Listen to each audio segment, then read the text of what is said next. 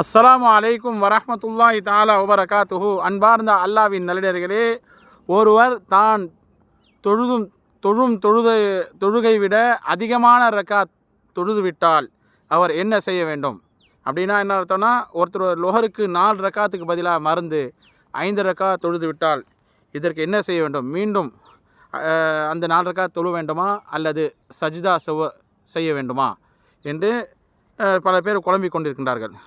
ஒரு தடவை நாயகம் ஸல்லல்லாஹு அலைஹி வஸல்லம் அவர்கள் சஹாபாக்களுக்கு லொஹருடைய தொழுகை தொழு வைத்தார்கள்.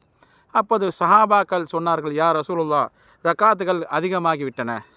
அப்போ ஸல்லல்லாஹு அலைஹி வஸல்லம் கேட்டாங்க, என்ன ஆச்சுன்னா, நீங்கள் 5 ரக்காத் தொழுதுட்டீங்க யா ரசூலுல்லாஹ் என்று சஹாபாக்கள் சொல்ல, அப்போ ஸல்லல்லாஹு அலைஹி வஸல்லம் அவங்க மக்களை நோக்கி உட்கார்ந்திருந்த நிலையில் மாறி கிப்லாவை முன்னோக்கி காய்தாவில் உட்கார்ந்து 2 சஜ்தா செய்தார்கள் என்று ஹதீஸில் வருது. இந்த ஹதீஸு இப்னு மசூத் ரலியல்லாஹு தஆலா அன்ஹு அவங்க அறிவிக்கின்றார்கள்.